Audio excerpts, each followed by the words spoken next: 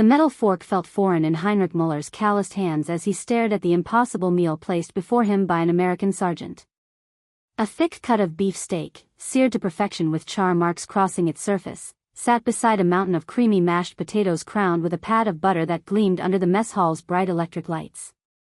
After 2 years of surviving on black bread, watery cabbage soup, and the occasional piece of moldy cheese in North African desert camps, this abundance seemed like a fever dream brought on by heat exhaustion and malnutrition. Before we jump back in, tell us where you're tuning in from, and if this story touches you, make sure you're subscribed, because tomorrow, I've saved something extra special for you. He wasn't just any prisoner of war. Heinrich Müller had been a decorated Panzer commander in Rommel's Afrika Korps, a true believer in the Thousand-Year Reich, a man who had led his tank crew through countless battles believing absolutely in German superiority and the inevitable victory of the fatherland. Yet here he sat, defeated enemy of America, being offered food that most German civilians back home hadn't seen since 1939, food that exceeded what Wehrmacht officers consumed even during the height of their conquests. What happens when your captors feed you better than your own government ever did? How do you process such abundance when you've spent years being told these people were culturally inferior and economically collapsing? The transformation that began with this single meal would ultimately reveal something profound about American power, not through cruelty or punishment, but through an almost incomprehensible generosity that would reshape the very souls of those who experienced it, challenging every belief these men had held sacred about strength, civilization, and human worth.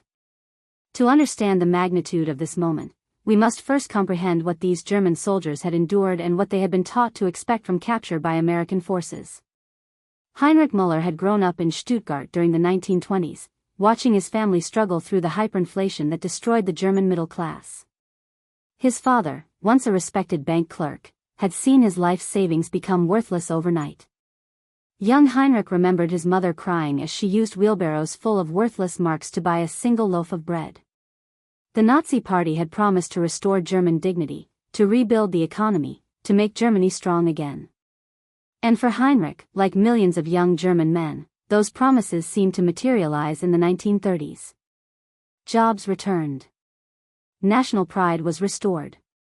Germany was building tanks, aircraft, and warships again. The shame of Versailles was being erased. When war came in 1939, Heinrich volunteered immediately, eager to serve the nation that had rescued his family from economic despair. By 1941, he was commanding a Panzer IV tank in North Africa, part of the legendary Afrika Korps under Field Marshal Owen Rommel. The early victories were intoxicating. British forces retreated before the German advance. Towns fell. Supplies flowed. The propaganda seemed validated by reality. German military superiority appeared absolute, unstoppable, a force of nature that would inevitably triumph over the decadent democracies. But the propaganda had also taught Heinrich and his comrades what to expect if they were ever captured. American soldiers, they were told, were poorly trained civilians who didn't understand real warfare. The United States was portrayed as a mongrel nation, weakened by racial mixing, corrupted by Jewish influence, on the verge of economic collapse despite its industrial propaganda. Most importantly, German soldiers were warned that capture by Americans would likely result in execution, torture, or at best, slow starvation in brutal prison camps. The Gestapo and SS had distributed pamphlets showing supposed atrocities committed against German prisoners. Officers gave lectures describing how American forces executed surrendering soldiers. The message was clear: fight to the death because capture meant suffering worse than dying in battle. Better to fall gloriously than to endure what awaited in enemy hands. These weren't idle threats designed merely to inspire courage. The Nazi leadership genuinely wanted their soldiers to believe that surrender was worse than death, that the enemy was savage and merciless, that German racial superiority was the only protection against barbarism. The propaganda served multiple purposes. It stiffened resistance, it justified Germany's own brutal treatment of prisoners, and it reinforced the core Nazi ideology that divided humanity into superior and inferior races locked in existential struggle. Heinrich had believed every word. Why wouldn't he? The regime that had rescued Germany from economic ruin, that had built the autobahns and the factories, that had restored national pride, surely such a government wouldn't lie to its soldiers about matters of life and death. The propaganda aligned with everything he'd been taught since childhood about racial hierarchy and national destiny.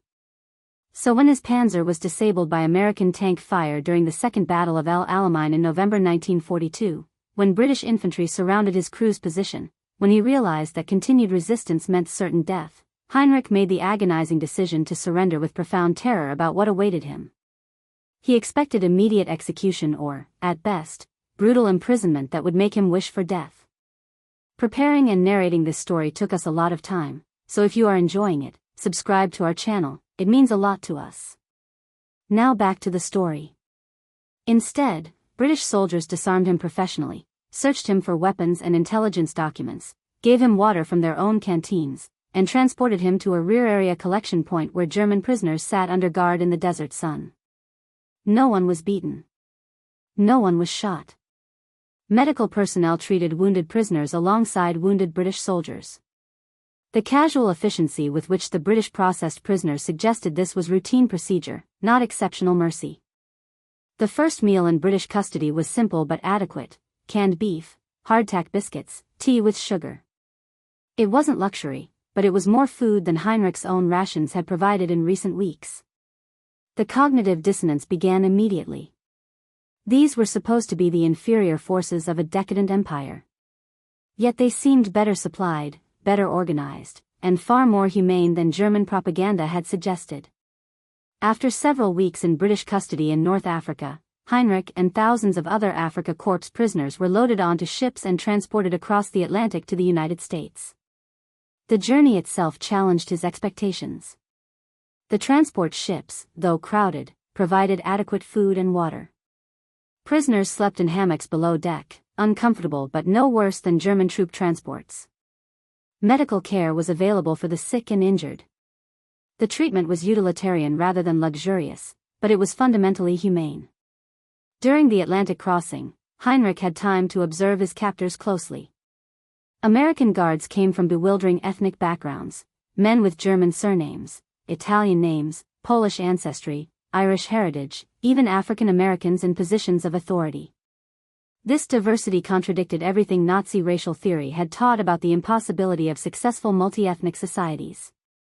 Yet these men worked together with apparent ease, sharing duties and responsibilities without the rigid hierarchy that defined German military culture. The propaganda had portrayed America as a nation on the verge of racial civil war, where different ethnic groups hated each other and could barely cooperate. Yet here on this troopship, Heinrich observed casual integration that seemed to function more smoothly than the supposedly superior German system with its obsessive racial classifications and hierarchies. When the ships docked in New York Harbor in early 1943, Heinrich caught his first glimpse of the American mainland through the porthole. The skyline of Manhattan rose in the distance, taller and more massive than anything he'd seen in Europe. Even from miles away, the sheer scale of American construction challenged propaganda claims about economic weakness. Buildings that size required resources, engineering capability, and economic surplus far beyond what collapsing societies could muster. The train journey from New York to Mississippi took several days, and it became an extended lesson in American abundance that Heinrich struggled to process. The trains themselves were modern and well-maintained. The countryside through which they passed showed prosperous farms, busy towns, factories running at full capacity with smoke pouring from their stacks. There were no bomb craters, no destroyed buildings, no signs of the economic desperation that German civilians were beginning to experience. American guards on the train shared their rations with prisoners, not from required duty, but from casual generosity that seemed almost incomprehensible. Cigarettes were distributed freely. Coffee appeared regularly, genuine coffee rather than the roasted grain substitutes that had become standard in Germany. The guards treated guarding prisoners as routine work rather than ideological mission, chatting among themselves about sports, movies, and home rather than spouting propaganda about racial destiny. Small towns passed by the train windows, and Heinrich observed American civilian life from behind the glass. Children played in yards. Women shopped in stores with full windows. Cars, private automobiles owned by ordinary citizens, filled the streets in numbers that seemed impossible. In Germany, private car ownership had always been rare, a luxury for the wealthy. Here it appeared commonplace, another sign of prosperity that contradicted everything he'd been taught. The other German prisoners reacted to these observations with confusion and denial. Some insisted it was all theatrical, a propaganda display staged for their benefit. Others claimed the abundance was temporary, sustained by exploiting conquered peoples and doomed to collapse. A few began quietly questioning whether perhaps the propaganda they'd been fed about America had been exaggerated or even false. Heinrich remained uncertain. The evidence before his eyes contradicted his beliefs, but beliefs formed over years don't dissolve from a few days of observation. Perhaps American abundance was real but morally corrupt, built on exploitation that would inevitably bring judgment. Perhaps it was sustainable only through methods that violated proper racial order. Perhaps it was simply luck that would eventually run out when faced with superior German will and organization. Camp Clinton, Mississippi, shattered his remaining certainties with systematic efficiency. The camp had been constructed specifically to house German prisoners of war, following Geneva Convention requirements that the United States government took seriously not from weakness but from confidence in its own values. The barracks were wooden structures, simple but weatherproof, with real beds rather than concrete floors or straw pallets. Each building had electric lighting, electricity used casually for prisoner comfort rather than rationed as precious resource. The camp perimeter was secured with barbed wire and guard towers, but the guards seemed relaxed rather than brutal. They carried rifles but spent most of their time reading, talking, or watching the prisoners with apparent boredom rather than hatred. The contrast with concentration camp guards Heinrich had glimpsed in Germany was stark. These American soldiers treated guarding prisoners as a job rather than an ideological crusade.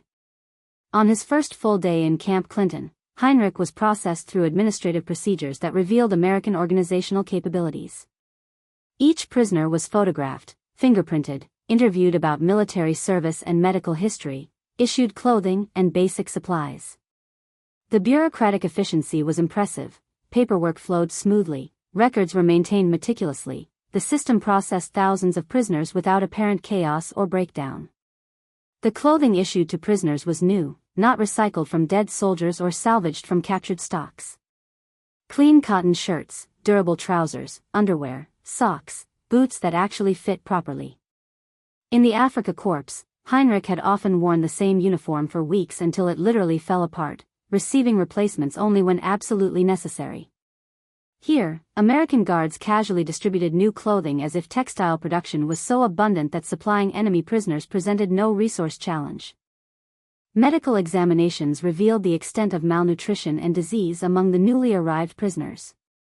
American military doctors examined each man thoroughly, treating parasitic infections, vitamin deficiencies, dental problems, and various ailments that German military medicine had ignored or lacked resources to address.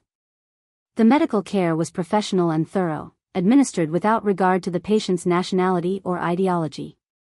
Dr. James Morrison, the camp's chief medical officer, was a middle-aged physician from Ohio who treated German prisoners with the same attention he would give American soldiers. He explained treatments clearly, answered questions patiently, and showed genuine concern for patient welfare that seemed divorced from political or racial considerations. When Heinrich developed an infected tooth, Dr. Morrison extracted it properly and prescribed antibiotics that cleared the infection within days, medical care superior to what Heinrich had received as a free soldier in the Wehrmacht. The camp compound included recreation areas where prisoners could exercise, play sports, or simply walk around during designated hours. American guards supervised these activities with minimal interference, allowing prisoners to organize themselves and maintain some semblance of normal social life. Soccer games developed between prisoners from different units, recreation that seemed absurdly civilized given the war still raging across Europe and the Pacific. But it was the food that delivered the most devastating psychological impact. That first evening meal in Camp Clinton would remain burned into Heinrich's memory forever, the moment when American abundance became undeniably, overwhelmingly real in a way that shattered every remaining rationalization. The mess hall was a large wooden building with long tables and benches, brightly lit with electric bulbs that blazed without concern for energy conservation. American guards directed prisoners to take seats, and then kitchen workers, some American soldiers, some trusted prisoners assigned to food service, began bringing out meal trays. Heinrich stared at his tray in disbelief. The steak dominated the plate, a cut of beef at least 8 ounces, properly cooked with visible grill marks and still steaming. Beside it, mashed potatoes formed a generous mound, creamy and smooth, topped with butter that was visibly melting into golden pools. Green beans sat in a separate section, seasoned with what smelled like bacon. A slice of white bread, genuine wheat bread rather than the dark rye that was standard in Germany, sat alongside a pat of additional butter. A cup of coffee, real coffee, hot and strong, completed the meal. Around him, other German prisoners sat in similar stunned silence, staring at food that exceeded anything they'd eaten in years. Some had tears in their eyes. Others laughed nervously, unable to process the contradiction between expectation and reality. A few refused to eat initially, convinced the food must be poisoned or some kind of psychological torture. Unteroffizier Klaus Schmidt, who had been Heinrich's gunner in the Afrika Korps, sat across the table gripping his fork like a weapon. "This isn't real," he whispered in German, his voice shaking. "This cannot be real. They're trying to trick us somehow." But the American guards were eating the same food at their own tables, visible through the kitchen window. The same steak, the same potatoes, the same bread. If this was deception, it was remarkably thorough and expensive, wasting vast quantities of quality food just to confuse prisoners who were already completely in American power. Heinrich cut into the steak carefully, half expecting it to be some convincing fake made from sawdust or pressed vegetable matter. But the knife sliced through real meat, properly cooked, releasing juices and aroma that confirmed its authenticity. He took a small bite, and flavor exploded across his taste buds. Beef, genuine beef, seasoned with salt and pepper and grilled to tender perfection. He had not tasted beef this good since before the war. Even in the early days of German victories, Wehrmacht rations had relied heavily on preserved meats and sausages rather than fresh steaks. Officers might occasionally enjoy such meals, but common soldiers certainly didn't. Yet here in an American prison camp, defeated enemies were eating better than German officers. The mashed potatoes were equally devastating. Creamy, buttery, clearly made from real potatoes and dairy products rather than the powdered substitutes or ersatz versions that had become standard across wartime Europe. The texture was perfect, the flavor rich and satisfying. Heinrich found himself eating slowly, savoring each bite with an intensity that embarrassed him. Around the mess hall, the sound level gradually increased as prisoners overcame their shock and began eating. Some wolfed down their food with desperate hunger. Others ate slowly, deliberately, as if trying to make the experience last. Conversations started in quiet German, men sharing their disbelief and confusion. "Where does this come from?" asked Otto Brenner, a tank driver who had been captured alongside Heinrich. "How can they afford to feed us like this? Germany is starving, and we're eating like officers at a celebration feast." No one had answers. The cognitive dissonance was overwhelming. Everything they'd been taught about American weakness and German superiority was being challenged by the undeniable physical evidence on their plates. This wasn't propaganda or theoretical debate, it was concrete, tangible, impossible to dismiss or rationalize away. When prisoners finished their meals, American kitchen staff offered seconds. Not everyone could eat more. Stomachs shrunken by months of inadequate rations couldn't handle such abundance immediately. But the offer itself was shocking. Defeated enemies being encouraged to eat until satisfied, using resources that must be precious even for a prosperous nation engaged in global war. Heinrich accepted a second serving of mashed potatoes, unable to resist despite feeling uncomfortably full.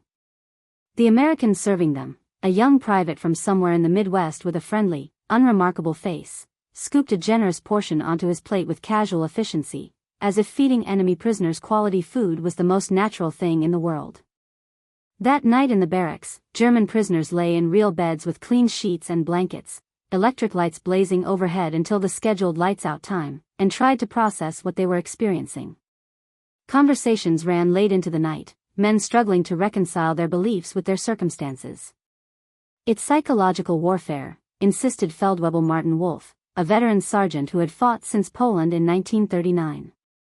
"They're fattening us up to make us soft, to break our spirit, to turn us into collaborators. Real strength comes from hardship and discipline. This luxury is designed to corrupt us." But others weren't so sure. If they wanted to break our spirit, countered Heinrich quietly, they could do it much more easily through starvation and brutality. Why waste valuable resources on elaborate deception? What purpose does it serve to feed us so well? The question hung in the air unanswered. Because the true answer, that American abundance was so vast that feeding prisoners quality food represented no significant sacrifice, that American values required humane treatment even of enemies, that democratic societies could create prosperity beyond totalitarian comprehension, was too threatening to accept.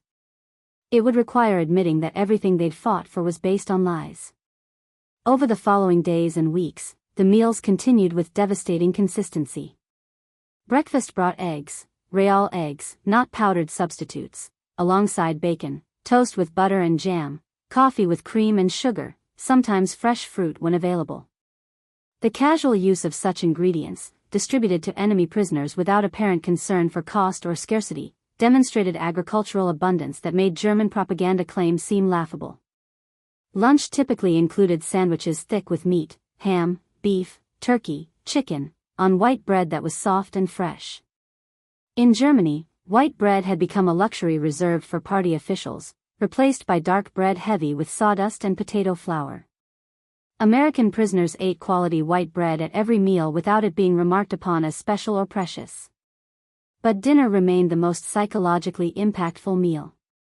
The steak and mashed potatoes were not daily offerings. American menus rotated through various dishes, but the quality never diminished. Roasted chicken with vegetables. Pork chops with applesauce. Beef stew thick with meat and potatoes. Spaghetti with meat sauce. Each meal represented abundance and culinary variety that these men had never experienced even as free civilians in peacetime Germany. The portions were American-sized, generous by any standard but enormous compared to German military rations. The average meal provided over 3,000 calories, more than double what German soldiers had received even during the height of their conquests. The physical transformation among the prisoners was rapid and visible. Men who had arrived gaunt and malnourished began gaining weight, their skin improving, their energy levels increasing. American military nutritionists monitored prisoner health with scientific precision, documenting the recovery process and adjusting diets to address specific deficiencies. This medical attention revealed an institutional commitment to prisoner welfare that went far beyond Geneva Convention minimums. The United States could have provided basic sustenance and met its legal obligations. Instead, it chose abundance. Competence and care in medical teams positioning and preparation, authentic 1940s military medical facility, composition emphasizing both technological capability and human compassion. Up next, you've got two more standout stories right on your screen. If this one hit the mark, you won't want to pass these up. Just click and check them out.